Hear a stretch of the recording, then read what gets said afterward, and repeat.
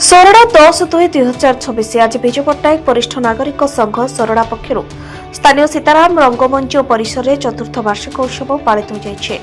आज कार्यक्रम संघ सभापति देवेन्द्रनाथ पात्र जोगदेवा सह स्थानीय अवसरप्राप्त सरकारी कर्मचारी संघ सभापति केदार चंद्र बेहेरा ब्रह्मपुर सभापति डॉक्टर इंदुभूषण पट्टनायक मुख्य वक्ता प्रशांत कुमार महापात्र सोरडा ब्लॉक सहकार्यकारी निर्वाही अधिजंत्री एस संतोष कुमार पात्र भारतीय स्टेट बैंक शाखा परिचालक सुनील कुमार बत्रा ओडिशा ग्राम्य बैंक शाखा परिचालक सुचिस्मिता बेहेरा धराकोट पर्यवेक्षक कैलाश चंद्र पात्र और भास्कर विषयी प्रमुख वयोज्येष्ठ व्यक्ति पौरोहित्य अनुष्ठित सभारे वरिष्ठ नागरिक मानक समाज आवश्यकता और सेमानक द्वारा गठित संघ लक्ष्य उद्देश्य आदि विस्तृत आलोचना करा जायतिबा बेले उपस्थित अतिथि माने वरिष्ठ नागरिक अनेक समय उत्प्रेक्षित होउतिबा बेले समाज रे चौथ परिवार आधुनिकतार द्वाही दे समाज गठन पर यह एक दुस्थ जीवन निर्वाह नकरी अंचल विभिन्न संगठन सहित जड़ित रही सेमानंको दिग्दर्शन देवा और चित्त विरोधन समय अतिबाहित नहीं मत देथिले। सर आपण परिचय डेप्यूटी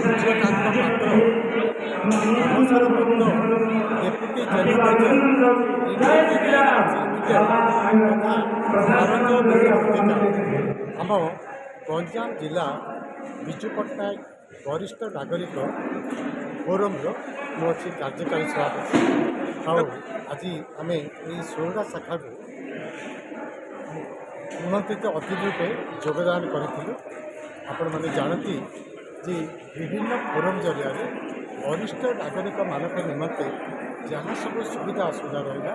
तार समाधान पंथा बाहर करने एवं आईनगत व्यवस्था जहाँ रही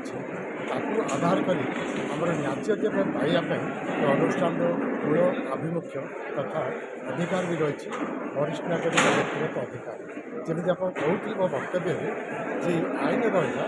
2007 मसीह से आईन पारित है जे senior citizens and parents maintenance and welfare act 2007 परवर्ती पर्यायर ओडिशा सरकार जब आउ गोटे रूल प्रणयन कले से रूल है 2009 मसीह से टाइटल 2009 मसीह रूल एक गठन कले विषय वस्तु कौन रहा से सुरक्षा पाइबे से निर्यातन बचे जहाँ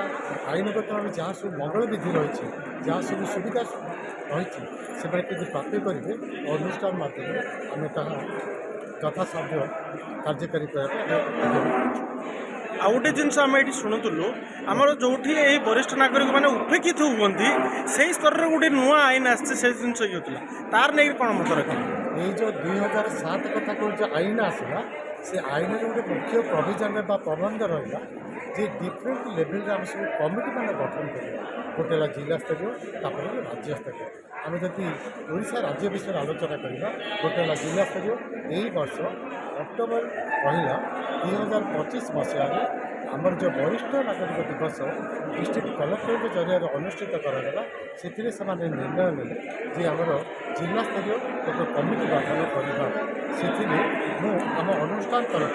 जिला स्तर में इवेनिंग सीनियर सिटीजन से सदस्यता अवतीर्ण होती मोर बद्धपरिकर जे वरिष्ठ नागरिक जहाँ सब सुविधा असुविधा रहा आईनगत एवं तो सुविधा बहुत रही जे आईनगत रहा यही कमिटी जरिया आम ताहा निश्चित भाव समाधान एवं विधायक गत अधिवेशन में उपस्थित रही संघ निजस्व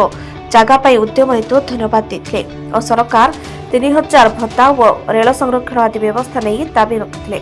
संघर वरिष्ठ सदस्यगण केदार बेहेरा ब्रह्मनारायण पंडा जयकृष्ण पंडा संतोष कुमार सामंतराय उमाचरण दास त्रिनाथ गौड़ राजेन्द्र पाणिग्राही प्रशांत राउत सुरेन्द्र बेहेरा सुरेन्द्र गौड़ प्रमुख उपस्थित रही निर्धारित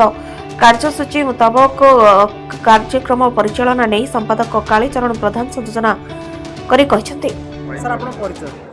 मुझे सीमांचल प्रसाद विषयी साधारण संपादक गंजाम जिला Biju Patnaik senior citizen forum और ओडिशा वरिष्ठ नागरिक महासंघर उपसभापति भुवनेश्वर। सर कौन कहे आज आम जो वरिष्ठ नागरिक मान चतुर्थ वार्षिक सम्मेलन होता है कौन कौन दाबी रोचे कौन देखो आज आमर गंजाम जिला Biju Patnaik senior citizen forum जो सोरडा शाखार चतुर्थ वार्षिक सम्मेलन आज अनुष्ठित हो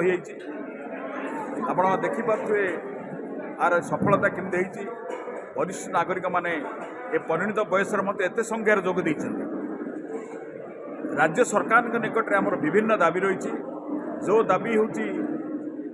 ସେମାନଙ୍କର ମୌଳିକ ସମସ୍ୟା, ସାମାଜିକ ଅର୍ଥନୈତିକ ବ୍ୟବସ୍ଥାକୁ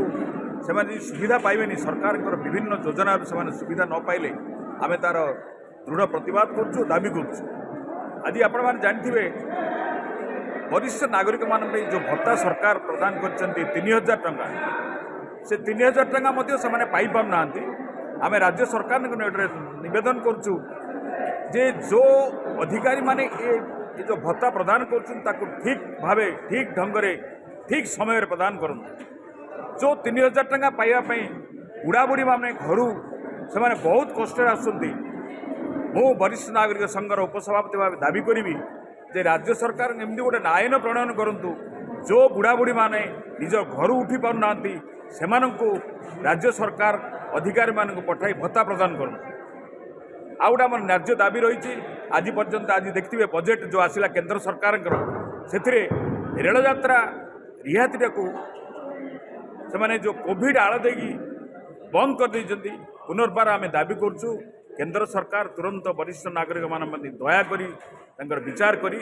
ରେଳଯାତ୍ରା ରିହାତିକି ତୁରନ୍ତ ପ୍ରଦାନ କରନ୍ତୁ ଏବଂ ବିଭିନ୍ନ ସରକାରୀ ଯୋଜନା ଯେଉଁଟା ରାଜ୍ୟ ସରକାର ପ୍ରଣୟନ କରିଛନ୍ତି ଅଧିକାରୀମାନଙ୍କୁ ନିର୍ଦ୍ଦେଶ ଦିଅନ୍ତୁ ସେମାନେ ଠିକ୍ ଢଙ୍ଗରେ ଠିକ୍ ବାଟରେ ତାର ପ୍ରଣୟନ କରି ଯେମିତି ବରିଷ୍ଠ ନାଗରିକମାନେ ତାର ସୁବିଧା ଆଉ ସୁଯୋଗ ପାଇବେ। ସାର୍ ଆପଣଙ୍କ ପରିଚୟ? ମୁଁ ଡାକ୍ତର ଇନ୍ଦୁଭୂଷଣ ପଟ୍ଟନାୟକ, ଅବସରପ୍ରାପ୍ତ assistant professor Biju Patnaik homeopathy medical college hospital, ବର୍ତ୍ତମାନ କାର୍ଯ୍ୟରତ ସିନିୟର ସିଟିଜେନ୍ର ଭାଇସ୍ ପ୍ରେସିଡେଣ୍ଟ ଏବଂ ଗଞ୍ଜାମ ଜିଲ୍ଲା ଅବସରପ୍ରାପ୍ତର ପ୍ରେସିଡେଣ୍ଟ। କ'ଣ କହିବେ ଆଜି ଗୋଟେ ଆମର ବରିଷ୍ଠ ନାଗରିକମାନଙ୍କର ଗୋଟେ ବାର୍ଷିକ ଉତ୍ସବ ହେଇଥିଲା, ଚତୁର୍ଥ ବାର୍ଷିକ ଉତ୍ସବ, ଏଥି ନେଇକରି ଆପଣଙ୍କର କ'ଣ ଦେଖନ୍ତୁ, ବାର୍ତ୍ତା ଏହି ବରିଷ୍ଠ ନାଗରିକ ମଞ୍ଚ ହେବା ଦ୍ୱାରା ସମସ୍ତେ ସମସ୍ତେ ଆଦାୟ କରୁଛନ୍ତି, ତାକୁ କରିବା ନିହାତି ଦରକାର। ଆମେ ଏତେ ଦୂରରୁ ଆସିଲେ ମଧ୍ୟ ଆମେ କହୁଛୁ ସଚେତନ ଉପରେ କୁହନ୍ତୁ। ବରିଷ୍ଠ ନାଗରିକ ଅର୍ଥ ହେଲା ସମସ୍ତେ ଭଲ ଭାବେ ଷ୍ଟ୍ରେସ୍ ଆଣ୍ଡ ଷ୍ଟ୍ରେନ୍ ଛାଡ଼ିକି ଭଲ ଭାବେ ମିଶନ୍ତୁ। ଆପଣ ଭାବନ୍ତୁନି ଏ ପଇସା ମିଳିବ, ସେ ପଇସା ମିଳିବ, କିନ୍ତୁ ଆପଣଙ୍କର ସ୍ୱାସ୍ଥ୍ୟ ପ୍ରତି ଧ୍ୟାନ ଦିଅନ୍ତୁ, ସମସ୍ତଙ୍କ ସହିତ ମିଶନ୍ତୁ। ଏହା ହେଉଛି ଗୋଟେ ଚିତ୍ତ ବିନୋଦନ କେନ୍ଦ୍ର, ଏହା ନିହାତି ଦରକାର। ଆପଣ ସଦାବେଳେ ସ୍ୱାସ୍ଥ୍ୟ ପ୍ରତି ଧ୍ୟାନ ଦିଅନ୍ତୁ ଓ ଭଲ ଭାବେ ଆଗକୁ ବଞ୍ଚିବା ପାଇଁ ପାଠ ପ୍ରତିବର୍ଷିତ ଦିଅନ୍ତୁ। ଏବଂ ବରିଷ୍ଠ ସଦସ୍ୟ ଉମାଚରଣ ଦାସ ଧନ୍ୟବାଦ ସହିତ ଏ ଦିବସକୁ ହର୍ଷ ଉଲ୍ଲାସ ସହିତ ପାଳି ଭଗବାନଙ୍କ ନିକଟରେ ସୁଖଦ ସମାଜ ପାଇଁ ବିନମ୍ର ଶ୍ରଦ୍ଧାଞ୍ଜଳି ଜ୍ଞାପନ କରିଥିଲେ। ସୋରଡ଼ାର ସତ୍ୟକାନ୍ତ ପାତ୍ରଙ୍କ ରିପୋର୍ଟ, ଶ୍ରୀ ନ୍ୟୁଜ୍।